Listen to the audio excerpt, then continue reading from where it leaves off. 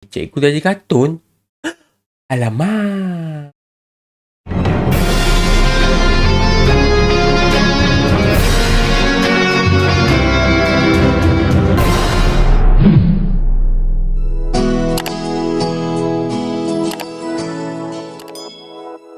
Assalamualaikum dan selamat sejahtera diucapkan kepada murid-murid Santero Melaya, khususnya kepada murid-murid SK Sekian Abang. Okay, saya Cikgu Syafwan, Cikgu Wan. Okay, kali ini kita akan belajar benda yang baru, iaitu tajuk yang baru, Matematik tahun 2, iaitu tajuk banding perpuluhan dan pecahan. Okay, mesti kita gabungkan teruslah. Okay, so kita boleh rujuk kepada buku teks kita, iaitu buku teks jilid 2. Kalau boleh tengok kan, okay, muka surat 13, buku teks jilid 2, iaitu banding perpuluhan. Okay, kita dah belajar sebelum ni okay, perkaitan perpuluhan dengan pecahan. Okay, cuba ingat semula. Okay, ni ulang kaji sekejap. Okay, pecahan dan perpuluhan, apa kaitan dia? Cuba ingat semula. Okay, pecahan adalah, okay, cuba ingat balik macam mana kita nak sebut ni. 5/10. Kita ulang kaji 5/10. Okay, so kalau nak tukar perpuluhan, bagaimana? Langkah pertama iaitu kita salin nombor 5 ni. Okay, so ada berapa sifar? Sifar ada 1. So, kalau maksudnya 1, kita ambil satu tempat perpuluhan saja. Bila satu tempat perpuluhan, letak titik sifar. So, dapatlah jawapan sifar perpuluhan 5. Okay, itulah kaitan pecahan dan perpuluhan. So, kita ulang kaji macam bagaimana nak sebut perpuluhan ni. Adakah 0.5? Adakah betul? Salah. 0.5 bukan jawapan dia. Sebab 0 itu bukanlah dalam perkataan, bukanlah angka. Kita kena sebut sifar perpuluhan 5. Sifar perpuluhan 5. Okay, so kita dah sebut yang ni. Kita dah sebut pecahan. Kita dah tengok apa kaitan pecahan dan perpuluhan. So sekarang ni untuk tajuk yang baru, kita kena bandingkan dahulu. Okay, so kita rujuk kepada buku teks kita. Okay, banding perpuluhan. Manakah yang lebih kecil? Sifar perpuluhan 2 ataupun sifar perpuluhan 4? Okay, kalau kita tengok okay, sifar perpuluhan 2, sifar perpuluhan 4. Ini perbandingan. Macam biasalah kita dah belajar sebelum ni. Okay, kalau kita tengok, okay, murid-murid pun cakap sifar perpuluhan 2 lebih kecil. Okay, tengok sifar perpuluhan 2 ada 2 kotak saja, iaitu kuning ada 4 kotak. Pecahan untuk kuning adalah 4/10, dan bila ditukar kepada perpuluhan menjadi sifar perpuluhan 4. Okay, so kalau sifar perpuluhan 2, pecahan dia apa? Iaitu 2/10. Okey, so manakah yang lebih besar? Kita fokus yang nombor 2 ni. Sifar perpuluhan 5 ataupun sifar perpuluhan 8? Kalau fikir logik, 8 adalah besar. So, sifar perpuluhan 8 lebih besar daripada sifar perpuluhan 5. Okey, apakah? Kita fokus pada yang soalan semut ni. Apakah perpuluhan yang lebih besar daripada sifar perpuluhan 5 tapi lebih kecil daripada sifar perpuluhan 9? Lebih besar daripada sifar perpuluhan 5 tapi lebih kecil daripada sifar perpuluhan 9. Okay, cikgu fokus yang ni Okay, kita selesaikan. Okay, lebih besar daripada sifar perpuluhan 5 tapi lebih kecil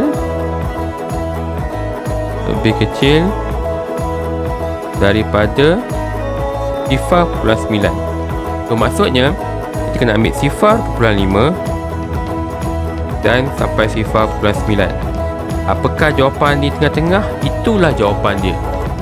Okay, so yang pertama, okay, so ingat balik sifar perpuluhan 5, sifar perpuluhan 6, sifar perpuluhan 7 dan sifar perpuluhan 8. So itulah jawapan dia. Okay, sifar perpuluhan 6, sifar perpuluhan 7, sifar perpuluhan 8 adalah lebih besar daripada sifar perpuluhan 5. Dan sifar puluhan 6, sifar puluhan 7, sifar puluhan 8 lebih kecil daripada sifar puluhan 9. Itulah jawapan untuk sang semut itu. Okey, so perbandingannya lebih kurang sama saja. Okey, tentukan lebih kecil daripada ataupun lebih besar daripada, minta maaf kena mic tadi Okey, so sekarang ni kalau tengok, okay, kita cuba buat soalan baru. Okey, dia kena guna lebih kecil, lebih besar. Okey, so kalau cikgu bagi, alamak main-main pula cikgu ni. Okey, soalan yang baru. Okey, ada sifar perpuluhan 2 dan sifar perpuluhan 7. Apakah yang jawapan di tengah-tengah ni? Okey, kita bandingkan. Okey, yang kat depan ni adakah lebih kecil ataupun lebih besar? Kalau nak dibandingkan dengan sifar perpuluhan 7. 2 tu, sifar perpuluhan 2 adalah lebih kecil. Ingat, macam kita tajuk sebelum ni, kita dah buat perbandingan, kita kena fokus yang depan dulu, baru kita banding ke belakang. So, kalau depan tu kecil, lebih kecil. Kalau depan tu ada lebih besar, lebih besar. So, jawapan dia adalah, cikgu kena ulang balik sifar perpuluhan 2 lebih kecil daripada sifar perpuluhan 7. Kita kena tengok yang depan dahulu sama ada kecil atau besar. Lepas tu kita kaitkan dengan yang belakang punya. Okey, adakah kecil ataupun besar? Itu je perbandingan. Kita pergi ke soalan seterusnya. Contoh, sifar perpuluhan 6 dengan sifar perpuluhan 3. Adakah lebih kecil ataupun lebih besar? Ingat, yang paling penting depan dia. Kita kena tengok depan dia. Tengok depan dia. Lepas tu kita bandingkan dengan belakang. Okay, so depan dia ada sifar perpuluhan 6. Kita banding dengan sifar perpuluhan 3. So 6, sifar perpuluhan 6 ni adakah lebih besar ataupun lebih kecil? Lebih besar.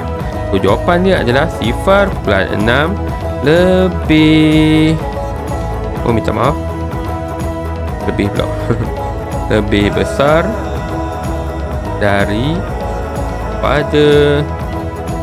sifar perpuluhan 3. Itulah jawapan dia.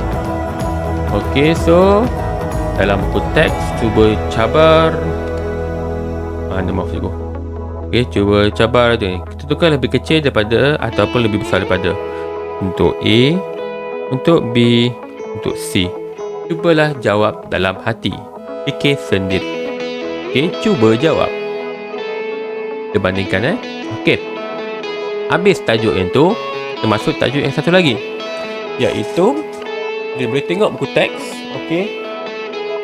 Kita banding pula pecahan dan perpuluhan. Ingat, kita apa kaitan pecahan dan perpuluhan? Okey, manakah yang besar? Dia maksudnya tadi kita kaitkan antara perpuluhan dengan perpuluhan. Sekarang kita kaitkan pecahan dan perpuluhan. So, murid kena tahu macam mana nak apa kaitan dia. Contohnya, okey, kita pergi ni. Okey, so soalan seterusnya begini. 3/10 dengan sifar perpuluhan 6. So, apa kaitan dia ni? Adakah lebih kecil ataupun lebih besar? 3/10 adalah pecahan, sifar perpuluhan 6 adalah perpuluhan.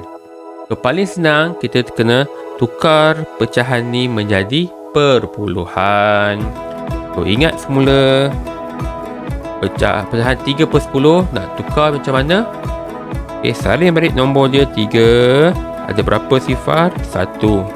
1 tempat perpuluhan, hanya 1 saja sifar perpuluhan 3. So, kita boleh bandingkan dengan sifar perpuluhan 6. So, lebih kecil ataupun lebih besar? Lebih kecil daripada. Itulah jawapan dia. Sifar perpuluhan 3 lebih kecil daripada sifar perpuluhan 6. Okey. So, seterusnya. Okey.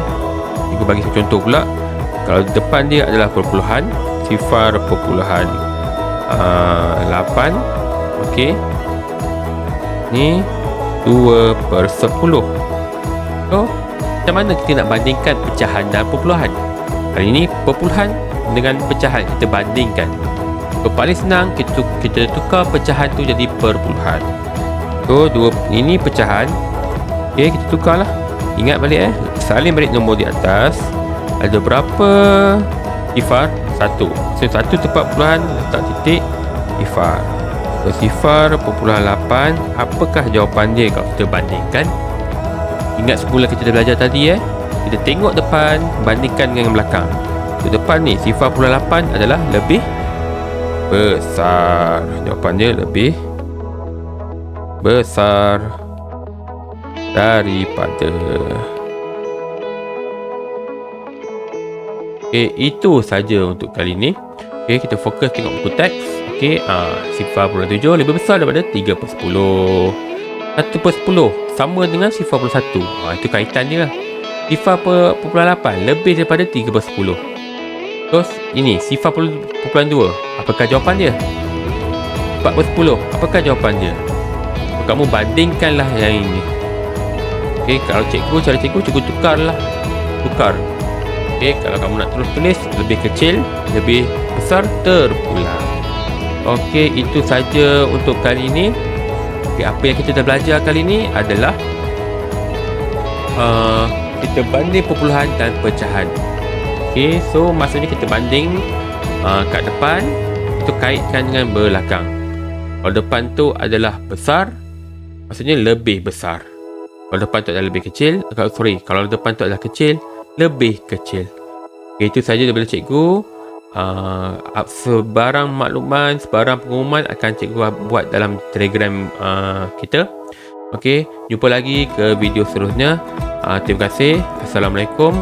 Stay at home, stay safe, kita jaga kita. Dan selamat sejahtera. Bye bye.